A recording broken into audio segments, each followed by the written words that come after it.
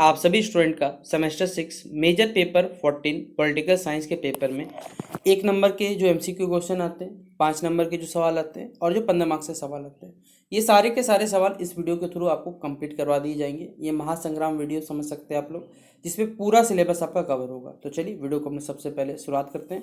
Video पसंद आए like करें, चैनल पर नहीं हो सब्सक्राइब करें, बेल आइकन पर क्लिक करें ताकि इसी प्रकार जब न्यू वीडियो आएगा आपको अपडेट मिल जाएगा। ठीक है, तो पहले सवाल है कि हमारे भारतीय संविधान की जो प्रस्तावना है, इसकी जो शुरुआत है किस शब्द से होती है। जो हमारे संविधान का प्रियम्बल है, इस सब मतलब इसकी जो शुरुआत होता है कि हम भारत के लोग, ये सबसे पहला वर्ड है जिससे स्टार्ट होता है। तो हमारे पास ऑप्शन नंबर क्या हो जाएगा, बी नंबर इसका राइट आंसर होगा।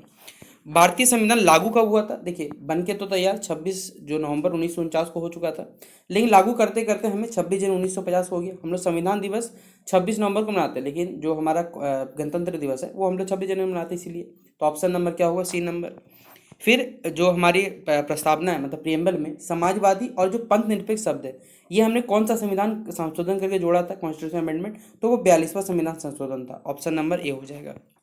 मौलिक अधिकार संविधान के किस भाग में मतलब इसको लिखा गया है, तो भाग 3 में इसका जिक्र किया गया है, तो ऑप्शन नंबर बी होगा। वर्तमान में हमारे भारतीय संविधान में टोटल जो मौलिक अधिकार है उनकी संख्या आपको बतानी है, तो टोटल 6 मौलिक अधिकार है। और संवैधानिक उपचार का अधिकार किस अनुच्छेद में दिया गया है कि अगर हमें कॉन्स्टिट्यूशन में उपचार करना है तो इसके लिए अनुच्छेद 32 में इसका जिक्र है, तो ऑप्शन नंबर क्या होगा, डी नंबर होगा। फिर मौलिक कर्तव्य यानी जो हमारे फंडामेंटल ड्यूटीज होते हैं, इस संविधान के किस अनुच्छेद में इसके बारे में बताया गया हमारे पास है, तो अनुच्छेद 51A में इसका जिक्र है, तो ऑप्शन नंबर सी हो जाएगा। मौलिक कर्तव्य हमारे पास कितने हैं, तो टोटल हमारे पास 11 मौलिक कर्तव्य यानी फंडामेंटल ड्यूटीज है। फिर राज्य के नीति निर्देश तत्व जो है यानी डीपीएसपी डायरेक्टिव स्टेट पॉलिसी, ये संविधान के किस भाग में, तो भाग 4 में इसका जिक्र है, तो ऑप्शन नंबर क्या होगा, बी नंबर होगा। फिर नीति निर्देश तत्वों की प्रेरणा जो है ये मुख्य रूप से किस देश के संविधान से ली गई है, तो याद रखिएगा आयरलैंड से लिया गया, तो ऑप्शन नंबर क्या होगा, सी नंबर इसका राइट आंसर होगा। तो नीति निर्देशक तत्व की प्रेरणा जो है ये मुख्य रूप से किस संविधान से लिया गया है, तो याद रखिए आयरलैंड का संविधान से लिया गया, तो ऑप्शन नंबर सी होगा। फिर भारत के राष्ट्रपति का कार्यकाल 5 साल का होता है, ये आपको मालूम होगा। फिर भारत में देखिए जो वास्तविक कार्यपालिका इसका प्रमुख कौन होता है, तो हमारे भारत के प्रधानमंत्री होते हैं, तो ऑप्शन नंबर सी होगा। भारतीय संसद में कितने सदन होते हैं, तो 2 सदन, लोकसभा राज्यसभा, तो ऑप्शन नंबर क्या होगा, 2 होगा, मतलब बी नंबर होगा। राज्यसभा को देखिए किस नाम से जाना जाता है, तो राज्यों की परिषद के नाम से जाना जाता है, तो ऑप्शन नंबर बी होगा। धन विधेयक जो है ठीक है वो सिर्फ किस सदन में प्रस्तुत होता है, तो याद रखिए लोकसभा में प्रस्तुत होता है, ऑप्शन नंबर बी होगा। राज्यपाल की नियुक्ति कौन करता है, याद रखिएगा जो राष्ट्रपति जी हमारे वो नियुक्ति करते हैं, तो ऑप्शन नंबर सी हो जाएगा। राज्य की जो वास्तविक कार्यपालिका इसके जो प्रमुख होते हैं, याद रखिएगा ये मुख्यमंत्री होते हैं। और भारत की सर्वोच्च न्यायालय जो है ये किस प्रकार की संस्था है, तो ये हमारे पास सर्वोच्च न्यायिक संस्था है, तो ऑप्शन नंबर क्या होगा, सी नंबर। उच्च न्यायालय की रिट जारी करने की शक्ति ये किस अनुच्छेद के अंतर्गत प्राप्त है, तो अनुच्छेद 226 के अंतर्गत, याद रखिएगा। फिर न्यायिक सक्रियता का मुख्य उद्देश्य क्या है, कि संवैधानिक और जो नागरिक अधिकार है इनकी प्रभावी रक्षा करना, तो ऑप्शन नंबर क्या हो जाए, सी नंबर इसका राइट आंसर होगा। तो ये था आप सभी बच्चों का मेजर पेपर 14 पॉलिटिकल साइंस का एमसीक्यू क्वेश्चन, जो आपके पेपर में यहाँ से पूछा जाएगा सवाल। और इसके बाद आप सभी बच्चों को 5 नंबर के जो सवाल पूछे जाएंगे, 15 नंबर के जो सवाल पूछे जाएंगे पेपर में, वो मैं बताने वाला हूँ। तो आप इस वीडियो को अगर अभी तक लाइक नहीं किए, सबसे पहले वीडियो को लाइक और अपने दोस्तों को शेयर कर दिए, ताकि आपके भी अच्छे मार्क्स आ सके और आपके दोस्त के भी अच्छे मार्क्स आ सके। संविधान की प्रस्तावना जो हमारे संविधान है इसका प्रियम्बल है, इसके बारे में व्याख्या करना है और इसके आदर्श और इसका जो महत्व है इसके बारे में आपको प्रकाश डालना है। ठीक है, तो हमारे भारतीय संविधान की जो प्रस्तावना है इसमें हमारे संविधान के जो मूल्य उद्देश्य है और जो हमारे आदर्श है, ठीक है, इन सब चीज़ का संक्षिप्त जो वर्णन है या परिचय है, ये हमारे प्रस्तावना ये बताने कार्य करता है। इसे हम संविधान की आत्मा और जो हमारे संविधान का परिचय पत्र ये भी कहा जाता है इसे। प्रस्तावना की शुरुआत में हम लोग जो मतलब वर्ड्स जो देखते लिखे हुए कि हम भारत के लोग शब्द जो होती है, जिससे स्पष्ट होता है कि ये भारतीय संविधान जो हमारा है इसकी सर्वोच्च शक्ति का जो स्रोत है वो हमारे भारत की जनता से। प्रस्तावना भारत को संपूर्ण प्रभुत्व संपन्न समाजवादी पंथ निरपेक्ष लोकतांत्रिक गणराज्य क्या करती, घोषित करने कार्य करती है। प्रस्तावना में भारतीय नागरिकों के लिए न्याय, स्वतंत्रता, समानता और बंधुता के जो आदर्श है ये निर्धारित किए गए। न्याय का अर्थ केवल यहाँ सामाजिक रूप से आर्थिक और राजनीतिक न्याय से है। स्वतंत्रता के आपको विचार, अभिव्यक्ति, विश्वास, धर्म और उपासना की स्वतंत्रता आती है। समानता का उद्देश्य जो है यहाँ पर सभी नागरिकों को क्या करना है, प्रतिष्ठा और अवसर की यहाँ समानता प्रदान करता है। बंधुता जो है वो नागरिकों में भाईचारे की भावना विकसित करता है और ये व्यक्ति की गरिमा तथा साथ ही साथ राष्ट्र की एकता और अखंडता को मजबूत करने का कार्य करता है। जो 42वां संविधान संशोधन हुआ 1976 में, इसमें प्रस्तावना में समाजवादी, पंथ निरपेक्ष और अखंडता जैसे शब्द इसमें जोड़े गए। इससे संविधान के सामाजिक न्याय, धार्मिक समानता और जो राष्ट्रीय एकता, इन सभी के संबंधी जो उद्देश्य है इसको और स्पष्टता मिली। प्रस्तावना का अगर हम देखें संवैधानिक महत्व भी अत्यंत महत्वपूर्ण है। केशवानंदन जो भारतीय बनाम केरल राज्य जो केस था 1973 मामले में, सर्वोच्च न्यायालय ने माना कि प्रस्तावना जो है ये संविधान का हमारा हिस्सा है। यह संविधान की व्याख्या करते हुए उसके जो मूल उद्देश्य है और उसकी जो भावना है इसको समझने में हमारा सहायता करता है। इस प्रकार ये जो हम प्रेम्बल है यानी प्रस्तावना जो है ये हमारे संविधान के, भारतीय संविधान के मूल दर्शन, उद्देश्य और ये आदर्शों का दर्पण है। यह भारत में लोकतंत्र, स्वतंत्रता, समानता, सामाजिक न्याय और राष्ट्रीय एकता की दिशा को निर्धारित करने का कार्य करता है। ठीक है, तो ये पहला सवाल था जो आपसे बच्चों के लिए पेपर में पूछा जाएगा। अगला सवाल है भारतीय संविधान की जो प्रमुख विशेषता है, इस सवाल को स्टार मार्क के लीजिए, पूछा जाएगा। इसका विस्तार से आपको वर्णन करने बोला गया आपको। तो भारतीय संविधान ये हमारे विश्व के सबसे जो बड़ा लिखित संविधान है, ये हमारे भारत का। इसे 26 नवंबर 1949 को भारतीय संविधान को स्वीकार किया गया और 26 जनवरी 1950 को लागू कर दिया गया था। भारतीय संविधान जो हमारा ये देश की राजनीतिक, सामाजिक और प्रशासनिक व्यवस्था का क्या है, आधार है। इसकी ऐसी विशेषता, बहुत सारी ऐसी विशेषता है जो इसे अन्य जो संविधान है उससे अलग बनाता है। अगर हम बात करें तो भारतीय संविधान की सबसे प्रमुख विशेषता है इसका लिखित और विस्तृत संविधान, मतलब इसमें जो भी चीज़ लिखी गई है वो बहुत विस्तृत लेवल पर लिखी गई है ताकि किसी को क्लियरिटी, पूरा कन्फर्म क्लियरिटी हो जाए। यहाँ पर इसमें शासन व्यवस्था हो, केंद्र राज्यों के संबंध हो, नागरिक अधिकार हो, प्रशासन के जो विभिन्न पक्ष है, इन सभी चीज़ों का विस्तार से इसमें वर्णन किया गया। यह संगठनात्मक व्यवस्था स्थापित करता है जिससे क्या होता है, केंद्र और राज्यों के बीच में जो शक्तियों का विभाजन है वो हो पाता है। लेकिन आवश्यकता पड़ने पर आपको मालूम है कि केंद्र को यहाँ पर अधिक शक्तियाँ प्राप्त होती है, इसलिए भारतीय संघवाद को अक्सर जो है वो मौजूद है, जो वो केंद्र वाला संघवाद भी कहा जाता है। संविधान भारत को लोकतांत्रिक गणराज्य बनाता है। जनता अपने प्रतिनिधियों को क्या करती है, चुनाव के माध्यम से चुनती है और राष्ट्रपति जो है वो निर्वाचित व्यवस्था के माध्यम से राष्ट्राध्यक्ष बनता है। संविधान नागरिकों को मौलिक अधिकार प्रदान करता है, साथ ही साथ नागरिकों, जो नागरिक हमारे, उनके मौलिक कर्तव्यों का यहाँ पर उल्लेख भी मिलता है। अगर देखा जाए तो राज्य के जो नीति निर्देश तत्व होते हैं, डायरेक्टिव, प्रिंसिपल, स्टेट पॉलिसी जो है, ये सरकार को सामाजिक और आर्थिक न्याय स्थापित करने की दिशा प्रदान करने का कार्य करते हैं। भारतीय संविधान में जो संसदीय जो शासन प्रणाली हमारे पास है ये अपनाई गई है, जिसमें राष्ट्रपति जो है वो संवैधानिक प्रमुख होता है और प्रधानमंत्री जो है वास्तविक जो हमारे पास कार्यपालिका का हेड होता है या प्रमुख होता है। संविधान जो हमारे पास है ये स्वतंत्र न्यायपालिका की व्यवस्था करता है जो संविधान की रक्षा, साथ ही साथ नागरिकों के जो अधिकार इनकी सुरक्षा करने का कार्य करता है। इसके कहा जाए तो संविधान जो हमारा पंथ निरपेक्षता, समाजवाद, सार्वभौमिक व्यस्त मताधिकार, यूनिवर्सल फ्रेंचाइजी जिसे कहते हैं, एकल नागरिकता और संविधान की जो सर्वोच्चता, जैसे बहुत सारी ऐसे विशेषताओं को क्या रखता है, महत्व देने का कार्य करता है। ठीक है, तो ये भी क्वेश्चन हमारा क्वेश्चन नंबर, अच्छा कुछ यहाँ पॉइंट छूट गया इसे लिख लीजिएगा। इस प्रकार भारतीय संविधान जो है लोकतंत्र, स्वतंत्रता, समानता, सामाजिक न्याय और हमारी भारतीय जो राष्ट्रीय एकता को मजबूत करने वाली एक व्यापक शासन व्यवस्था प्रदान करता है। ठीक है, तो ये क्वेश्चन हमारा कंप्लीट होता है। तीसरा क्वेश्चन है भारतीय संविधान में जो हमारे प्रदत्त मौलिक अधिकार है इनका आपको वर्णन करना है, फिर लोकतंत्र में इनका जो महत्व है इसके बारे में व्याख्या करने बोला गया है।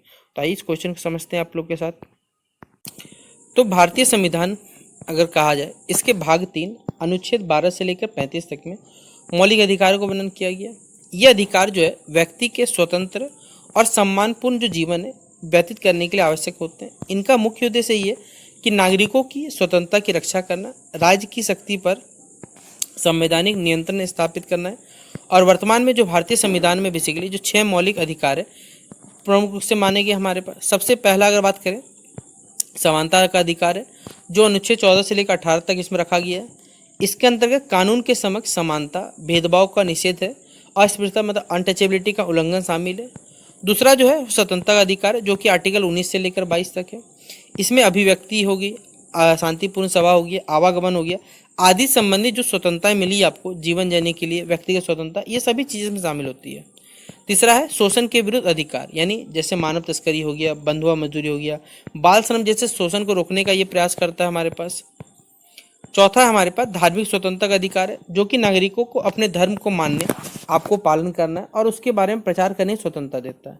पांचवा हमारे पास जो सांस्कृतिक और जो शैक्षिक अधिकार है, इसमें अल्पसंख्यकों की भाषा हो गया, लिपि हो गया, संस्कृति की रक्षा करना, ये कार्य करता है।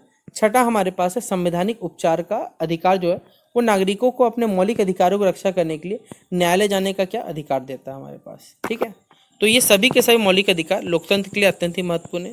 ये नागरिकों को सरकार के प्रति या सरकार के संभावित जो मनमाने व्यवहार सुरक्षा प्रदान करते हैं और व्यक्ति की स्वतंत्रता, समानता, गरिमा को सुनिश्चित करते हैं। डॉक्टर भीमराव अम्बेडकर जी ने संवैधानिक उपचार के अधिकार को संविधान का जो आत्मा है, यह हृदय और आत्मा भी कहा है। अतः हम कह सकते हैं कि मौलिक अधिकार ये भारतीय लोकतंत्र की आधारशिला है। ये सभी नागरिकों को और राज्यों के बीच में जो संतुलन है वो स्थापित करते हुए लोकतांत्रिक और साथ ही साथ न्यायपूर्ण जो समाज के निर्माण में एक महत्वपूर्ण भूमिका निभाता है। ठीक है, तो ये था हमारे पास मौलिक अधिकार से जुड़ा हुआ सवाल।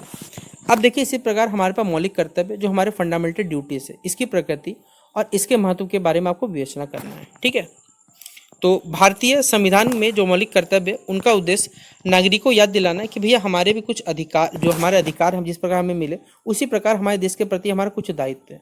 इन्हें संविधान के भाग 4A में रखा गया और अनुच्छेद 51 में इनका जिक्र शामिल है। मौलिक कर्तव्यों को बेसिकली 42वां संविधान संशोधन करके जोड़ा गया था हमारे पास है, और ये 1976 में हुआ था। प्रारंभ में इसकी संख्या लगभग 10 थी, जबकि 86वां जब संविधान संशोधन हुआ 2002 के बाद एक और कर्तव्य जोड़ा गया, तो टोटल हमारे पास 11 फंडामेंटल ड्यूटीज है। ठीक है, मौलिक कर्तव्य में संविधान, राष्ट्रीय ध्वज, राष्ट्रगान का सम्मान हो गया, स्वतंत्रता संग्राम के आदर्शों को अपनाना, भारत की संप्रभुता, एकता और अखंडता की यहाँ पर रक्षा करना, साथ ही साथ देश की रक्षा के लिए अगर जरूरत पड़े तो हमें राष्ट्रीय सेवा करने के लिए शामिल होना पड़ेगा। ठीक है, इसके अतिरिक्त नागरिकों से सभी लोगों में भाईचारा बनाए रखने की, महिलाओं के सम्मान के विरुद्ध प्रथाओं का त्याग करना, प्राकृतिक पर्यावरण रक्षा करना, वैज्ञानिक दृष्टिकोण विकसित करना और सार्वजनिक संपत्ति की रक्षा करने की अपेक्षा की गई है। माता पिता या अभिभावक से 6 से लेकर 14 साल के बच्चों को शिक्षा के जो अवसर है वो उपलब्ध कराना भी एक मौलिक कर्तव्य है आपका। मौलिक कर्तव्य का सबसे प्रमुख उद्देश्य यही है कि नागरिकों में राष्ट्रीय भावना जगे, अनुशासन आए, जिम्मेदारी और संवैधानिक मूल्यों को विकसित करना है। ये नागरिकों ये समझाते हैं कि लोकतंत्र सिर्फ केवल आपके अधिकार प्राप्त करने की व्यवस्था नहीं की, बल्कि आपका कर्तव्य कि राष्ट्र और समाज के प्रति आपकी जो जिम्मेदारी है उसका आप निर्वहन करें। हालांकि देखिए, मौलिक कर्तव्य जो है वो सामान्यतः न्यायालय द्वारा सीधे लागू नहीं किए सकते, फिर भी वो कानून बनाने और संवैधानिक मूल्यों की व्याख्या करने में एक महत्वपूर्ण भूमिका या मार्गदर्शन देने कार्य करते हैं। इस प्रकार मौलिक कर्तव्य जो है वो अधिकार और जिम्मेदारियों के बीच में एक बैलेंस बनाने कार्य करते हैं। साथ ही साथ लोकतांत्रिक तथा जिम्मेदार जो नागरिक है ये समाज में एक महत्वपूर्ण भूमिका निभाते हैं हमारे पास। ठीक है, तो ये था हमारे पास मौलिक कर्तव्य से जुड़ा हुआ सवाल, यानी फंडामेंटल आपके जो ड्यूटीज है। अगला हमारे पास है जो DPSP यानी राज्य के जो नीति निर्देश तत्व हैं, इनकी प्रमुख विशेषताएं और इनका जो महत्व है इसके बारे में आपको पूछा जाएगा यहाँ पर। तो राज्य के नीति निर्देश तत्व, ठीक है, इनमें भारतीय संविधान के भाग 4 अनुच्छेद 36 से लेकर 51 तक में इसे रखा गया है। इनका मुख्य उद्देश्य ये कि भारत में आपको ऐसी शासन व्यवस्था स्थापित करना है जिसमें सामाजिक, आर्थिक और राजनीतिक जो न्याय वो प्राप्त हो और कल्याणकारी राज्य का निर्माण किया सके। इन तत्वों की प्रेरणा जो है मुख्य रूप से बेसिकली आयरलैंड के संविधान से हमारे पास लिया गया है। नीति निर्देश तत्व सरकार के लिए मार्गदर्शक सिद्धांत है। इनके आधार पर राज्य को ऐसी नीतियां बनाने प्रेरित किया जाता है जिससे आर्थिक असमानता जो कम हो, सभी नागरिकों को पर्याप्त आजीविका का अवसर मिले, समान कार्य के लिए समान वेतन मिले, समाज में कमजोर वर्गों के हितों की रक्षा हो सके। संविधान जो है राज्य को निःशुल्क कानूनी सहायता प्रदान करे, सार्वजनिक जो स्वास्थ्य है उसमें सुधार हो, पर्यावरण संरक्षण हो, साथ ही साथ ग्राम पंचायत जो है इसको बढ़ावा जैसे कई कार्यों को दिशा देने कार्य करता है। इन तत्वों की एक महत्वपूर्ण विशेषता यह है कि ये न्यायालय द्वारा सीधे लागू नहीं हो सकते, अर्थात कोई व्यक्ति केवल सिर्फ नीति निर्देश तत्व के आधार पर सरकार के विरुद्ध अगर न्यायालय में जाकर उसे लागू करने की मांग नहीं कर सकता। फिर भी संविधान के अनुसार ये देश के शासन में बेसिकली जो मौलिक है और कानून बनाते समय राज्य का कर्तव्य होता है कि वो इन्हें लागू करने का प्रयास करें हमारे पास। तो नीति निर्देश तत्व का महत्व इस बात से कि वो सरकार को केवल राजनीतिक लोकतंत्र सीमित नहीं रख के बल्कि सामाजिक और आर्थिक लोकतंत्र स्थापित करने की दिशा प्रदान करते हैं। मौलिक अधिकार जो है व्यक्ति की स्वतंत्रता की रक्षा करते हैं, जबकि नीति निर्देश तत्व जो है ये समाज में व्यापक जो कल्याण है इस पर जोर देते हैं। अतः नीति निर्देश तत्व जो है भारतीय संविधान की कल्याणकारी राज्य की अवधारणा को लेकर साकार करने का एक महत्वपूर्ण साधन है। ये सरकार की सामाजिक न्याय, आर्थिक समानता और जो जन कल्याण की दिशा इसके कार्य के लिए मार्गदर्शक प्रदान करते हैं। ठीक है, मार्गदर्शन करने के। अगला है मौलिक अधिकार और जो राज्य के नीति तत्व दोनों के बीच में जो संबंध है, ठीक है, यानी फंडामेंटल आपके जो राइट्स है और जो DPSP है दोनों के बीच में जो संबंध, इसके बारे में आपको विवेचना करने बोला गया क्वेश्चन नंबर 6 में। ठीक है, आइए क्वेश्चन को सॉल्व करते हैं आपके लिए। तो भारतीय संविधान में मौलिक अधिकार और राज्य के जो नीति तत्व हैं दोनों का इस उद्देश्य यही है कि लोकतांत्रिक एवं न्यायपूर्ण समाज की स्थापना करना।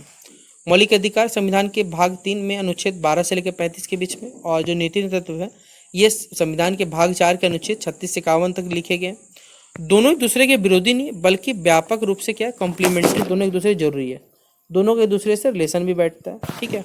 मौलिक अधिकार मुख्य रूप से व्यक्ति की स्वतंत्रता, समानता और उसकी गरिमा की रक्षा करते हैं। इनके उल्लंघन पर न्यायालय जो नागरिक है वैसे सीधे क्या कर सकता है, न्यायालय जा सकता है। ठीक है।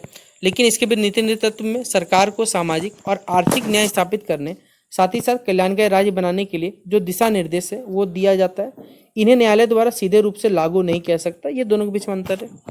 शुरुआती दौर में जो मौलिक अधिकार है और जो नीति नेतृत्व है, दोनों के बीच में टकराव की स्थिति देखने को मिली थी। केरल जो शिक्षा विधेयक था मामला 1958 का, और एक केस था गोलकनाथ मामला 1967 का। जैसे मामलों में यहाँ पर सर्वोच्च न्यायालय ने मौलिक अधिकारों की सुरक्षा पर विशेष जोर दिया। फिर बाद में एक और मैटर होता केशवानंद भारती के मामला 1973 में। न्यायालय ने संविधान की जो मूल संरचना के सिद्धांत को यहाँ पर स्थापित किया। इसके बाद फिर मिनर्वा मिल्स मामला 1980 में।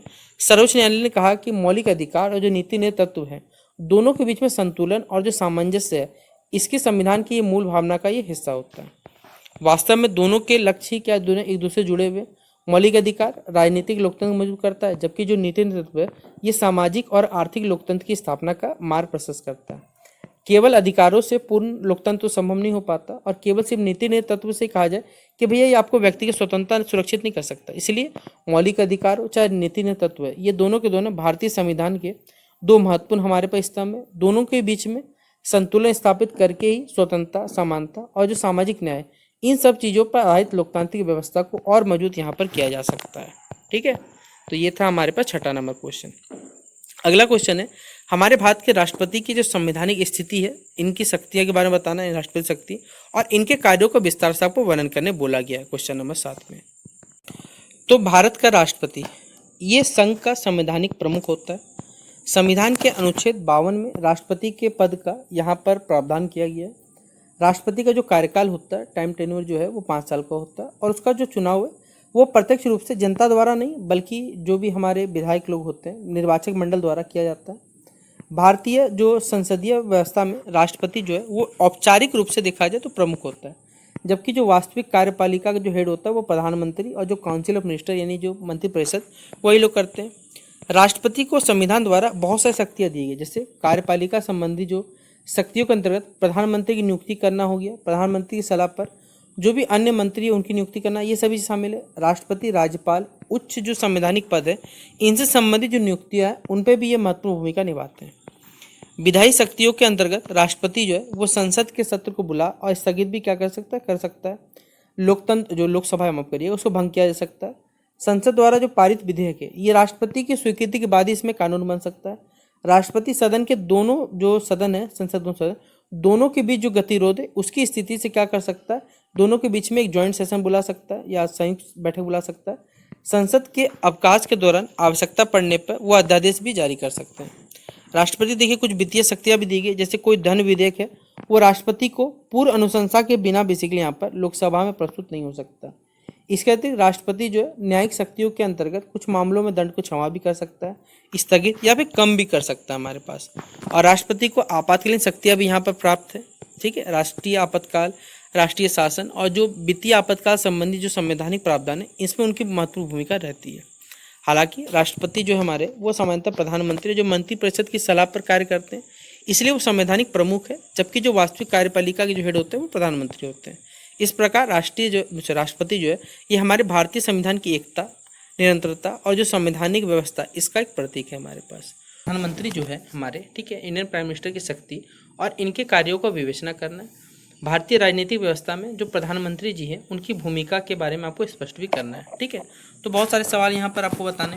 तो हमारे भारत के प्रधानमंत्री जो है अगर कहा जाए तो वास्तविक जो कार्यपालिका है उनके सबसे प्रमुख और संसदीय शासन व्यवस्था के सबसे महत्वपूर्ण राजनीतिक जो पदाधिकारी है वो हमारे भारत के प्रधानमंत्री हैं। संविधान के अनुच्छेद 74 और 75 में बेसिकली प्रधानमंत्री, साथ ही साथ जो मंत्रिपरिषद मतलब काउंसिल ऑफ मिनिस्टर संबंधित जो प्रावधान ये किए गए। राष्ट्रपति जो है वो प्रधानमंत्री की नियुक्ति जरूर करते हैं और सामान्यतः जो है लोकसभा में जो बहुमत जो दल प्राप्त करता है वही क्या करता है, या गठबंधन के नेता को ही हम लोग प्रधानमंत्री बनाया जाता है। आगे हम बात करें इसके बारे में, तो प्रधानमंत्री की सबसे महत्वपूर्ण भूमिका है कि जो मंत्रिपरिषद मतलब जो काउंसिल ऑफ मिनिस्टर होते हैं उनका गठन करते हैं और उन्हीं के संचालन में सारा का सारा काम होता है। वो मंत्रियों के चयन के संबंध में राष्ट्रपति को सबसे पहले सलाह देते हैं और फिर बाद में क्या होता है, जो मंत्री के जो विभाग होते हैं, जो डिपार्टमेंट है, उनका वितरण होता है और फिर पुनर्निवास किया जाता है। प्रधानमंत्री मंत्रिपरिषद की बैठक की अध्यक्षता करते हैं और सरकार की जो नीति हो गई उसकी नीतियों के निर्माण में और साथ ही साथ क्रियान्वयन में एक अपनी महत्वपूर्ण भूमिका निभाते हैं। प्रधानमंत्री, राष्ट्रपति और जो मंत्रिपरिषद है दोनों के बीच में एक महत्वपूर्ण कड़ी के रूप में कार्य करते हैं। वो राष्ट्रपति को मंत्रिपरिषद के जो निर्णय हो गए, साथ ही साथ शासन से संबंधित जो महत्वपूर्ण मामले हो गए उनकी यहाँ पर जानकारी देते हैं। प्रधानमंत्री संसद में जो सरकार का जो प्रमुख प्रवक्ता होता है वो प्रधानमंत्री है और सरकार की नीतियों का नेतृत्व जो है वो प्रधानमंत्री ही करते हैं। विदेश नीति हो गया, राष्ट्रीय सुरक्षा हो गया, आर्थिक नीति और प्रशासन जैसे महत्वपूर्ण क्षेत्रों में भी प्रधानमंत्री की जो भूमिका वो अत्यंत ही प्रभावशाली होती है। वो अंतर्राष्ट्रीय सम्मेलन में भारत का प्रतिनिधित्व करते हैं और विदेशों के साथ साथ जो महत्वपूर्ण राजनीतिक संबंध है इन संबंधों में उनका जो नेतृत्व प्रदान किया जाता है।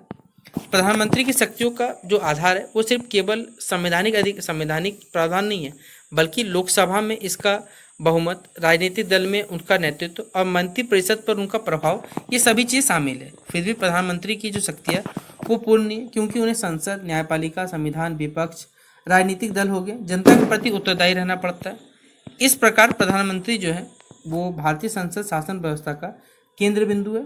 वह सरकार के विभिन्न विभागों के बीच में समन्वय स्थापित करते हैं और देश की प्रशासनिक एवं जो राजनीतिक दिशा है इसे भी निर्धारित करने में एक महत्वपूर्ण भूमिका निभाते हैं भारत के प्रधानमंत्री। ठीक है, तो ये पहला सवाल था भारत के प्रधानमंत्री से जुड़ा हुआ। अब देखिए दूसरा सवाल है कि भारत के राष्ट्रपति और जो हमारे भारत के प्रधानमंत्री है, ठीक है, दोनों के बीच में जो संबंध है इन कार्यों के बताना, उनके कार्यों को व्याख्या भी करना है और वास्तविक कार्यपालिका के रूप में प्रधानमंत्री जी की जो भूमिका है इसके बारे में आपको स्पष्ट करना है।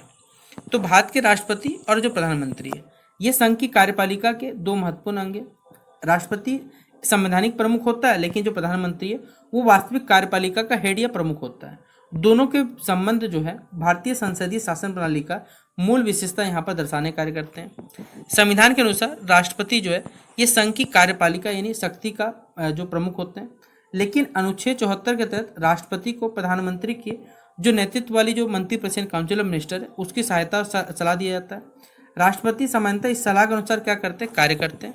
प्रधानमंत्री की जो नियुक्ति है वो राष्ट्रपति करते हैं और जो अन्य मंत्री नियुक्ति वो प्रधानमंत्री की सलाह पर किया जाता है। इस प्रकार मंत्रिपरिषद के गठन में राष्ट्रपति और प्रधानमंत्री जी की जो भूमिका है वो बहुत आपस में जुड़ा हुआ रहता है। प्रधानमंत्री, राष्ट्रपति और मंत्रिपरिषद के बीच में जो महत्वपूर्ण संवैधानिक कड़ी का कार्य करते हैं। प्रधानमंत्री का दायित्व यह है कि वो मंत्रिपरिषद के जो निर्णय हो गए और शासन से संबंधित जो महत्वपूर्ण मामले हो गए उनकी जानकारी किसे दिया जाए, राष्ट्रपति को जानकारी दिया जाता है। राष्ट्रपति प्रधानमंत्री से प्रशासन और जो विधायी प्रस्ताव है इनसे संबंधित जो जानकारी ये भी मांग सकते हैं। अगला पॉइंट बताया हुआ है कि व्यवहार में प्रधानमंत्री की जो स्थिति है वो राष्ट्रपति की तुलना में अधिक प्रभावशाली होती है, क्योंकि प्रधानमंत्री लोकसभा में तो बहुमत प्राप्त करता है या दल या गठबंधन नेता होता है और मंत्रिपरिषद नेतृत्व करता है। वहीं पर सरकार की नीतियों का निर्माण किया जाता है, मंत्री के बीच में जो समन्वय भी होता है और प्रशासन को यहाँ पर जो दिशा देने वाला कार्य वो प्रधानमंत्री की जो प्रमुख जिम्मेदारी होती है। हालांकि राष्ट्रपति सिर्फ एक आप औपचारिक पद में न समझे, वो संविधान की रक्षा करते हैं और कुछ परिस्थितियों में अपने संवैधानिक जो विवेक उनका प्रयोग कर सकते हैं, विशेषकर जब मान लीजिए किसी दल को स्पष्ट बहुमत नहीं मिलता हमारे पास। इसलिए दोनों ही राष्ट्रपति हो चाहे प्रधानमंत्री हो, दोनों के बीच में जो संबंध है सहयोग से संवैधानिक सलाह और उत्तरदायित्व पर आधारित होता है। राष्ट्रपति संवैधानिक प्रमुख होता है तो कहीं प्रधानमंत्री जो है वास्तविक कार्यपालिका प्रमुख होकर हमारे जो भारतीय संसदीय लोकतंत्र है इसको संचालित करने का कार्य करते हैं। तो ये हमारा दूसरा क्वेश्चन भी कंप्लीट होता है। अगला है हमारा जो पार्लियामेंट है यानी भारतीय संसद की संरचना, इसके शक्ति और इसके कार्यों का आपको वर्णन करने बोला गया आपको। तो भारतीय संसद जो हमारी देश की सर्वोच्च जो विधायी संस्था वो संसद है। संविधान के अनुच्छेद 69 के अनुसार संसद का जो गठन है राष्ट्रपति, लोकसभा और राज्यसभा से मिलकर होता है। राष्ट्रपति संसद का सदस्य नहीं होता है, लेकिन वो संसद का एक अभिन्न अंग भी होता है। ठीक है, लोकसभा जनता का प्रतिनिधित्व करती है, जबकि राज्यसभा जो राज्य और जो संघ है राज्य हो गया उन क्षेत्रों का यहाँ पर प्रतिनिधित्व करने का कार्य करती है। संसद का सबसे महत्वपूर्ण कार्य जो है वो है कानून बनाना होता है। ठीक है, संसद राष्ट्रीय महत्व के जो विभिन्न विषय हो गए उन पर कानून बनाता है। साधारण जो विधेयक हो गया दोनों सदनों से क्या होता है, पारित जब होगा तभी राष्ट्रपति के पास जाता स्वीकृति प्राप्त करने के लिए। संसद में संविधान में जो निर्धारित शक्ति है उनके अनुसार ही क्या होता है, संविधान संशोधन यहाँ पर हो सकता है। संसद की जो महत्वपूर्ण वित्तीय शक्ति भी यहाँ पर मिली हुई है, जैसे सरकार कर लगा नहीं सकती और सार्वजनिक धन है वो खर्च नहीं कर सकती जब तक संसद से के बाद जब तक संसद से इसकी परमिशन ना मिले। वार्षिक बजट संसद के सामने प्रस्तुत किया जाता है। लोकसभा को धन विधेयकों के संबंध में यहाँ पर जो विशेष अधिकार यहाँ पर दिए गए। संसद जो है वो सरकार पर नियंत्रण रखती है। प्रश्नकाल जो क्वेश्चन आवर हो गया, शून्यकाल हो गया, 0 आवर हो गया, चर्चा, अविश्वास पर प्रस्ताव तथा साथ ही साथ विभिन्न जो संसदीय समिति है इनके माध्यम से संसद जो है वो सरकार की नीति और सरकार के जो कार्य इनकी समीक्षा भी करती है। मंत्रिपरिषद सामूहिक रूप से लोकसभा के प्रति क्या होते हैं, जिम्मेदार या उत्तरदायी होते हैं। इसके अतिरिक्त संसद जो है वो जनता की समस्याएं और जो विभिन्न राज्यों के हितों की राष्ट्रीय स्तर पर उठाने का एक महत्वपूर्ण मंच होता है। संसद जो है ये भारतीय राष्ट्रपति के निर्वाचन साथ ही साथ उपराष्ट्रपति के निर्वाचन में महत्वपूर्ण भूमिका निभाते हैं और महाभियोग जो होता है, महाभियोग जैसे संवैधानिक प्रक्रियाओं में भाग लिया जाता है। इस प्रकार भारतीय संविधान केवल सिर्फ कानून बनाने के संस्था नहीं है बल्कि वित्तीय नियंत्रण, कार्यपालिका निर्धारण हो गया, प्रतिनिधित्व और राष्ट्रीय जो नीति निर्धारण में भी एक हमारे पास महत्वपूर्ण भूमिका निभाते हैं। ये भारतीय लोकतंत्र का एक महत्वपूर्ण आधारशिला होता है हमारे पास। ठीक है, अगला सवाल है लोकसभा और राज्यसभा की शक्ति और इनके बीच जो कार्य इनका आपको तुलना करने बोला गया क्वेश्चन नंबर 11 में। तो लोकसभा और राज्यसभा दोनों की शक्तियाँ और दोनों का जो कार्य होता है आपको इसके बारे में तुलना करने बोला गया है। तो भारतीय संसद के इंडियन पार्लियामेंट के 2 सदन, ठीक है, लोकसभा राज्यसभा। लोकसभा को जनता का सदन कहा जाता है तो वहीं राज्यसभा को जो राज्यों की परिषद ये कहा जाता है। दोनों ही सदन मिलकर कानून निर्माण हो गया, सरकार पर नियंत्रण और जो राष्ट्रीय नीतियों के निर्माण में एक महत्वपूर्ण भूमिका निभाते हैं। लेकिन उनकी शक्तियों में देखिए कुछ अंतर भी है। जैसे लोकसभा के सदस्य जनता द्वारा प्रत्यक्ष रूप से चुने जाते हैं जबकि राज्यसभा का अधिकांश जो सदस्य वो राज्य और जो केंद्र शासित प्रदेश हो गए उनके निर्वाचित प्रतिनिधियों द्वारा अप्रत्यक्ष इनडायरेक्ट रूप से चुने जाते हैं। राज्यसभा एक फिक्स सदन है हमारे पास, इसे भंग नहीं कर सकते। लेकिन लोकसभा का सामान्य काल 5 साल के लिए होता है और इसे समय से पहले भंग भी किया जा सकता है। सामान्य विधेयकों के संबंध दोनों सदनों की शक्तियाँ जो लगभग एक समान है। किसी सामान्य विधेयक को कानून बनने के लिए दोनों सदनों की स्वीकृति आवश्यक है, लेकिन धन विधेयक के मामले में लोकसभा को विशेष अधिकार दिए गए हैं। धन विधेयक केवल लोकसभा में प्रस्तुत किया जाता है और राज्यसभा केवल इसमें जो सुझाव देने कार्य करती है। सरकार पर नियंत्रण के मामले में देखा जाए तो लोकसभा अत्यधिक प्रभावशाली होती है क्योंकि आपको मालूम है कि जो मंत्रिपरिषद है मतलब जो काउंसिल मिनिस्टर है वो सामूहिक रूप से लोकसभा के प्रति उत्तरदायी होते हैं।